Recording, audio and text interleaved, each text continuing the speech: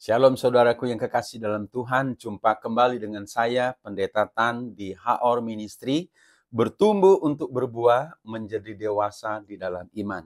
Dukung selalu HOR Ministry di dalam memberitakan akan Injil, sehingga banyak orang boleh bertumbuh di dalam iman. Nah saudara-saudara yang kekasih dalam Tuhan, dalam kesempatan ini, kembali kita akan belajar firman Tuhan yang hari ini kita akan melanjutkan materi yang sebelumnya kita ambil di dalam 2 Korintus pasal yang pertama.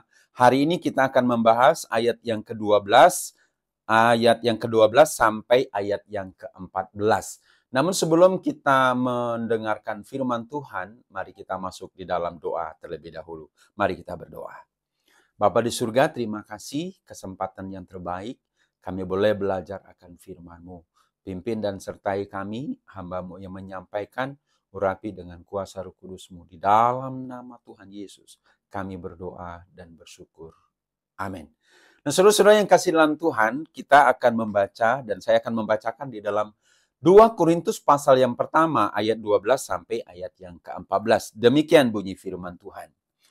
Inilah yang kami megahkan, yaitu bahwa suara hati kami memberi kesaksian kepada kami, bahwa hidup kami di dunia ini, khususnya dalam hubungan kami dengan kamu, dikuasai oleh ketulusan dan kemurnian dari Allah, bukan oleh hikmat duniawi, tetapi oleh kekuatan kasih karunia Allah.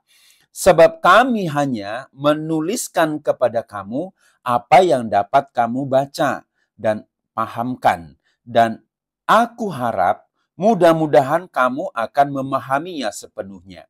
Seperti yang telah kamu pahamkan sebagian dari kami, yaitu bahwa pada hari Tuhan Yesus kamu akan bermegah atas kami, seperti kami juga bermegah atas kamu. Nah, saudara-saudara yang kasih dalam Tuhan Yesus Kristus, tema kita hari ini adalah pelayanan dengan hati nurani yang murni.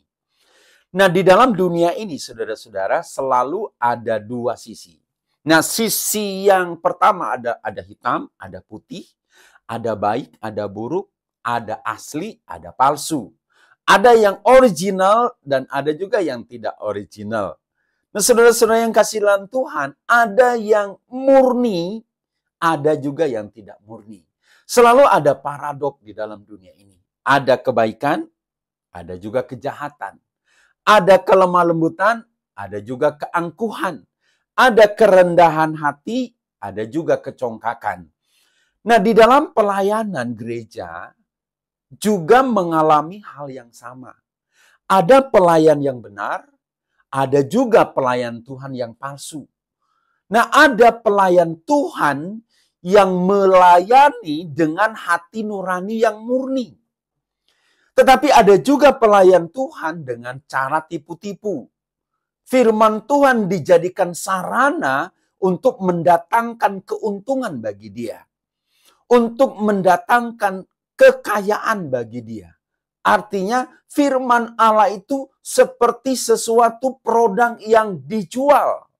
Sehingga dia mendapatkan kekayaan. Nah, Tuhan Yesus menggambarkan gambaran ini adalah seperti gembala upahan. Gembala yang hanya ingin mendapat keuntungan secara pribadi. Nah, inilah yang dialami oleh Rasul Paulus. Ketika dia melayani jemaat di Korintus, maka ada kelompok yang lain, pelayan-pelayan yang lain, yang berbeda dari Paulus, sehingga pelayan-pelayan tersebut mengutarakan, menyampaikan satu pembicaraan yang menyudutkan Rasul Paulus, yaitu mereka memprovokasi jemaat dengan cara menyampaikan tuduhan-tuduhan yang palsu. Artinya suatu tuduhan yang tidak berdasarkan bukti. Nah, tuduhan-tuduhan palsu itu adalah bermaksud untuk merugikan pelayanan Paulus. Nah, saudara-saudara yang kasih dalam Tuhan, di dalam 2 Korintus pasal yang pertama, ayat yang ke-12 sampai ke-14 tadi, Rasul Paulus ingin mengcounter dari setiap tuduhan-tuduhan itu. Nah, oleh sebab itu Rasul Paulus juga mengungkapkan di dalam 2 Korintus pasal 2 ayat 17, dia mengatakan begini, sebab kami tidak sama dengan orang lain yang mencari keuntungan dari firman Allah. Sebaliknya di dalam Kristus kami berbicara sebagaimana mestinya, dengan maksud murni atas perintah-perintah Allah di hadapannya.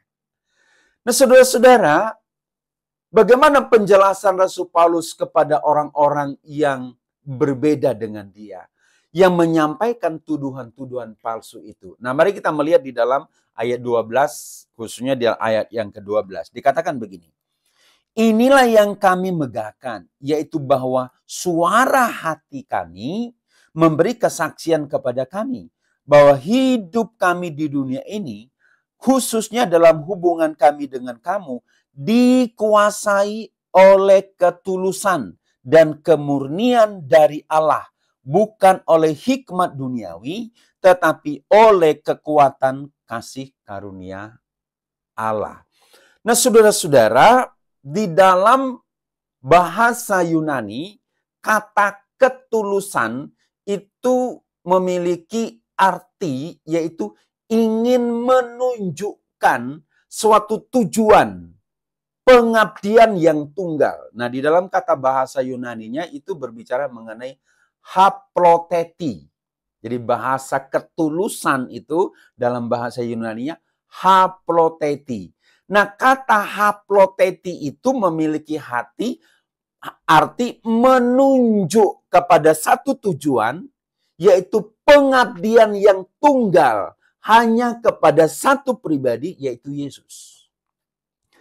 Nah, dengan demikian Paulus mengungkapkan satu motivasi pelayanan kepada jemaat yang ada di Korintus itu adalah dengan memiliki tujuan pengabdian kepada satu, yaitu Yesus Kristus.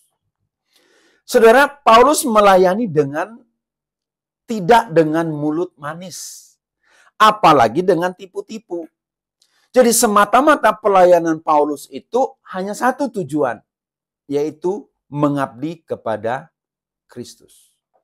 Nah, itu kata haploteti. Nah, yang kedua, saudara, di dalam kata bahasa Yunani kemurnian itu dibaca elikrinea.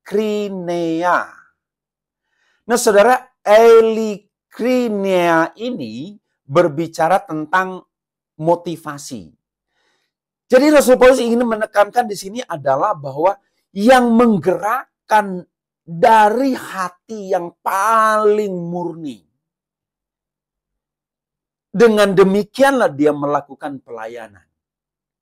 Jadi kata haploteti dengan elikrinea ini ingin menekankan apa yang mendasari pelayanan Rasul Paulus. Yaitu dia melakukannya dengan ketulusan dan kemurnian hati. Yaitu dengan satu tujuan untuk mengabdi kepada satu pribadi, yaitu Yesus Kristus. Nah, pelayanan yang demikianlah yang dikehendaki oleh Tuhan, dan itulah yang dilakukan oleh Rasul Paulus. Nah, saudara-saudara yang kasih dalam Tuhan, saya memiliki satu kesaksian, saudara. Beberapa tahun yang lalu, sudah cukup lama, saya punya teman, seorang gembala. Dia sering diundang khotbah kemana-mana. Nah, suatu hari dia telepon saya, Pak Tan, bisa nggak gantikan saya melayani? Saya bilang, di mana Pak? Tanggal berapa? Dan dia sebutkan semuanya itu, karena memang saya tidak ada jadwal, lalu saya katakan, Pak, siap, saya laksanakan. Lalu saya bertanya, kenapa Bapak membatalkan? Kenapa suruh saya yang menggantikan? Lalu dia berkata, saya ada pelayanan di tempat yang lain. Nah, selidik punya selidik, kenapa dia mengganti jadwal itu, mengoperkannya kepada saya, ternyata di tempat di mana saya yang ditunjuk untuk melayani itu adalah jemaat dalam kelompok yang kecil. Nah, sedangkan pelayanan yang dia layani dalam waktu yang sama itu adalah kelompok jemaat yang lebih besar. Nah, saudara-saudara, memang Allah lah yang bisa menilai pelayanan seseorang. Tetapi saudara, saya melihat kenapa yang kecil dibatalkan, yang besar diterima. Kenapa kelompok yang kecil dibatalkan, padahal ini yang duluan dia terima. Nah, saudara-saudara, tentu ini berbicara tentang motivasi. Ada apa di balik itu? Nah, saudara-saudara yang kasih dalam Tuhan Yesus Kristus, jikalau kita memang seorang yang melayani Tuhan, mari kita belajar kepada Rasul Paulus. Karena kejatuhan seorang pelayan Tuhan dimulai ketika dia mulai menerima dan menikmati pujian yang seharusnya ditujukan kepada Allah. Seorang pelayan Tuhan yang hanya mengejar satu materi dengan motivasi yang salah seperti itu, mencari keuntungan diri sendiri, dengan cara mengajarkan kesaksian-kesaksian yang palsu, sungguh saudara, ini sebuah pelayanan yang tidak layak di hadapan Tuhan. Segala motivasi akan diuji oleh Allah, karena Tuhan mengerti hati kita yang paling dalam. Ia tahu siapa pelayan yang sungguh-sungguh. Dia juga tahu siapa pelayan yang tidak sungguh-sungguh. Nah, saudara-saudara yang kasih dalam Tuhan Yesus Kristus, hal yang perlu kita sadari adalah bahwa jemaat itu adalah milik Tuhan. Gereja itu adalah milik Tuhan. Bukan milik seseorang. Tetapi itu adalah milik Tuhan. Karena Yesus Kristus itu adalah Gembala yang agung. Nah, untuk itulah Rasul Paulus boleh mengajarkan kepada kita di dalam 2 Korintus pasal pertama ayat yang ke-12 tadi, bahwa mari kita melakukan pelayanan dengan hati yang tulus dan murni. Nah, sebagai hamba Tuhan yang mengerti akan panggilan Tuhan, kerjakanlah panggilan itu dengan hati yang tulus dan murni. Saya salut dengan banyak anak muda yang mau menyerahkan diri dan melayani Tuhan. Bahkan rela pergi ke desa, ke pedesaan. Saya hormat kepada para gembala senior yang mengabdikan diri banyak berkorban di dalam pelayanan. Nah, untuk itu saudara-saudara, mari kita teladani cara Paulus melayani. Melayani dengan ketulusan, melayani dengan kemurnian hati. Nah, mari kita mengoreksi diri kita. Apa yang mendorong kita di dalam melakukan panggilan Tuhan? Adakah kemurnian hati? Adakah ketulusan hati? Nah, saudara-saudara yang kasih dalam Tuhan Yesus Kristus, di dalam ayat yang ke-14 bagian terakhir tadi dikatakan, pada hari Tuhan Yesus kamu akan bermegah atas kami seperti kami juga akan bermegah atas kamu. Saudara, buah pelayanan adalah sebuah kemegahan yang kita persembahkan di hadapan Tuhan. Oleh sebab itu, mari kita melakukannya dengan hati yang tulus dan dengan hati yang murni. Tuhan Yesus memberkati. Shalom.